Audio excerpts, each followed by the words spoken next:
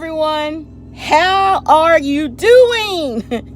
Today I'm coming to you doing a full face. I'm doing a quick, very quick, no makeup look using all Fenty products. For those of you all who do not know, Fenty is Robin Rihanna Fenty.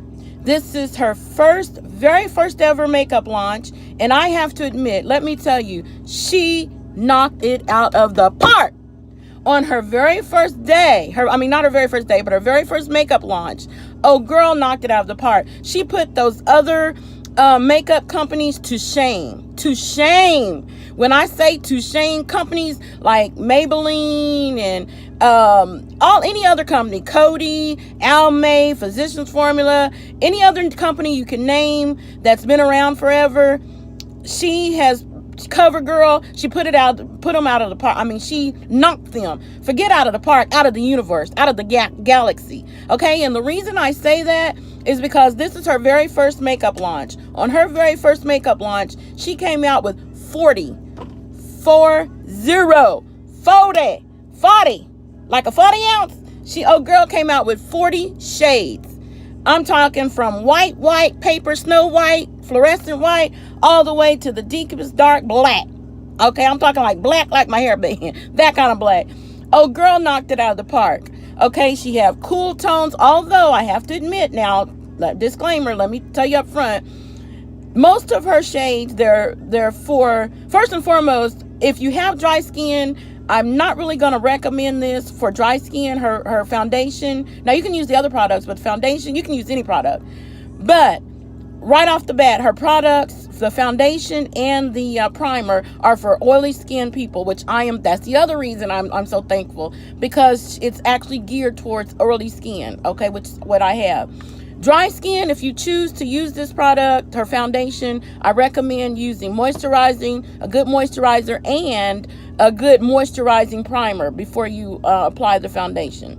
Okay, with that being said, I've already primed my face. I've already sort of done my eyes. I put one coat of the Big Colossal, Maybelline Big Colossal mascara, and I didn't use any eyeshadow. However, I used the e.l.f. dark blush palette, and I just put a couple of shades of this. Whoops, sorry, didn't mean to blind you all with the mirror. A couple of shades of blush is what I used for, just like I said, this is going to be like a natural no makeup look. Okay, let's get started. Now, as I was saying about the shade ranges, they're awesome. The undertones, however, are geared mainly towards cool and neutral tones.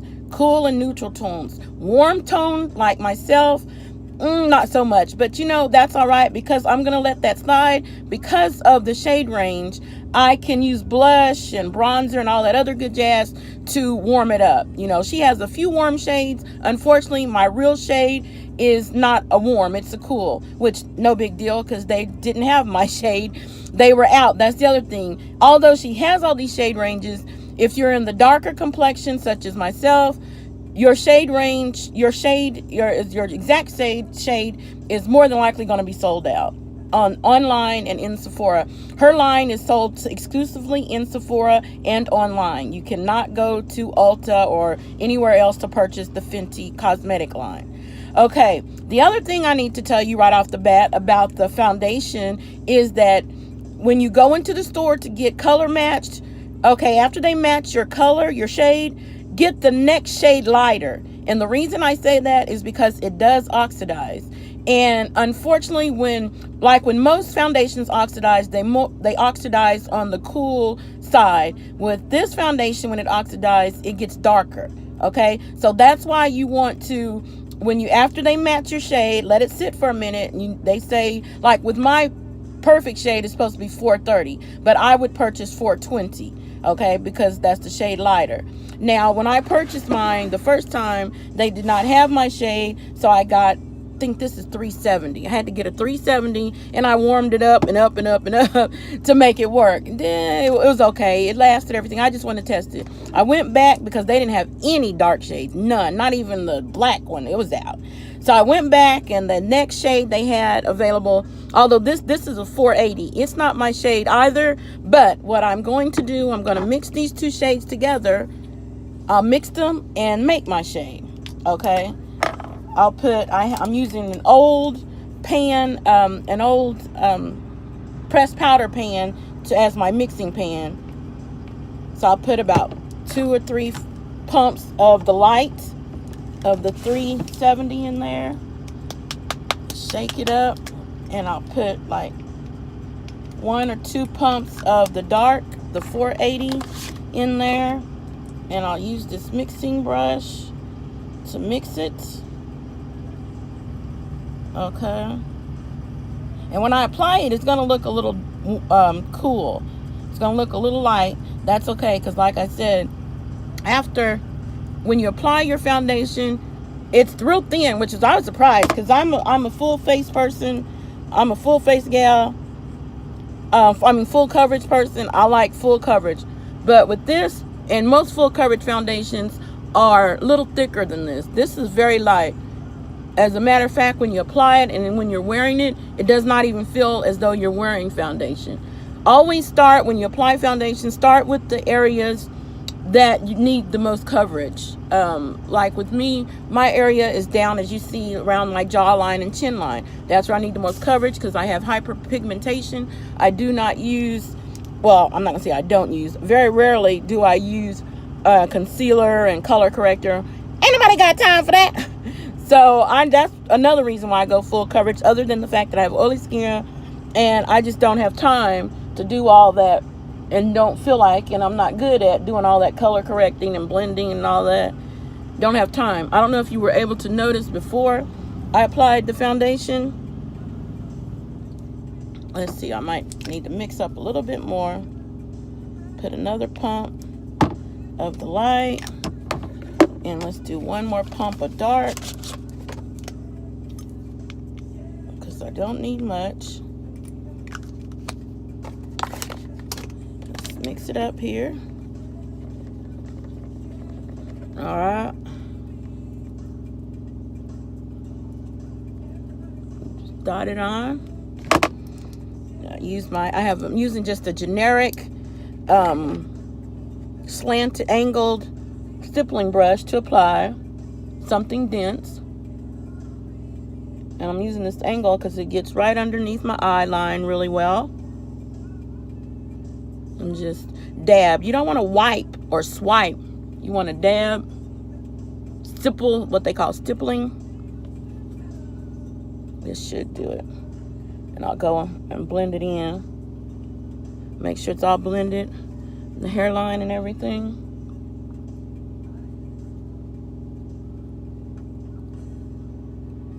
Real good blend.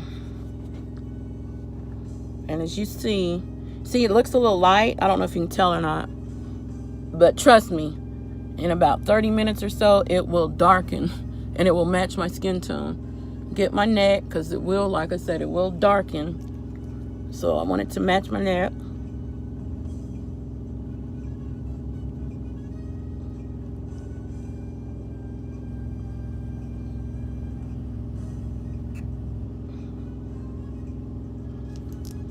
Okay.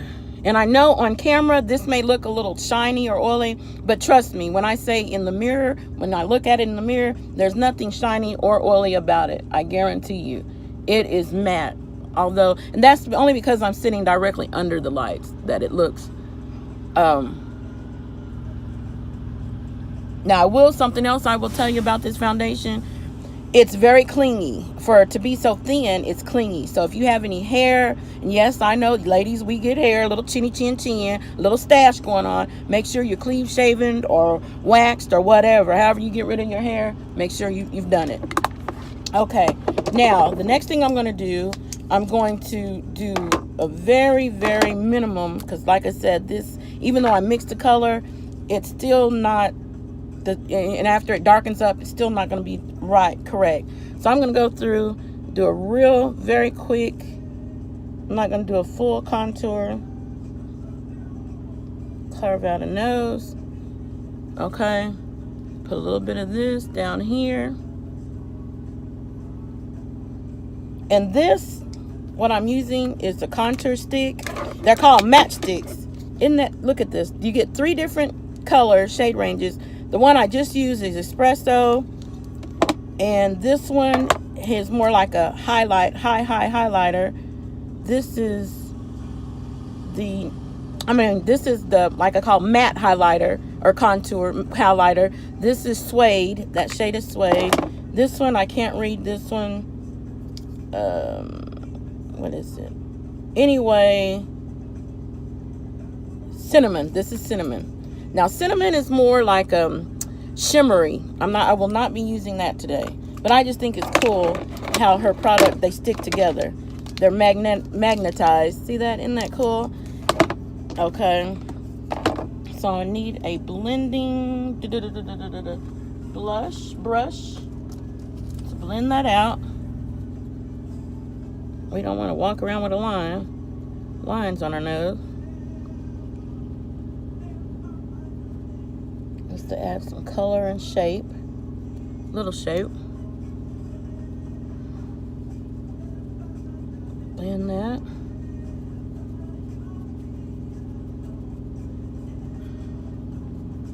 Just add a little dimension, that's all, so my face won't look flat. I know, flat, right? How can my face look flat? It's round. And yes, we're not dealing with the bags today. Don't say anything about the bags under my eye. We're not dealing with that today. Ain't nobody got time for that either. Okay, now let's do little jaw, just little.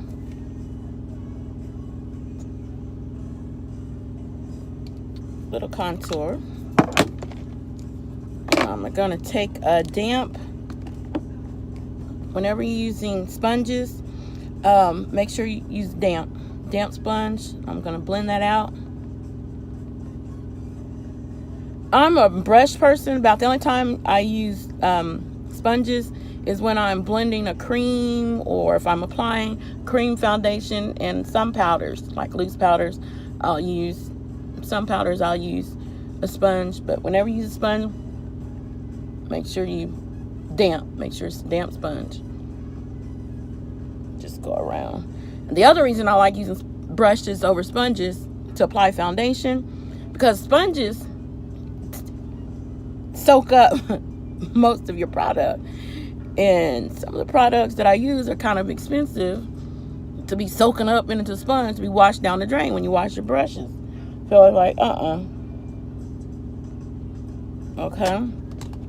And I will be using Rihanna's blotting powder. She has it's just a universal translucent blotting powder. Let's see if I can show this to y'all.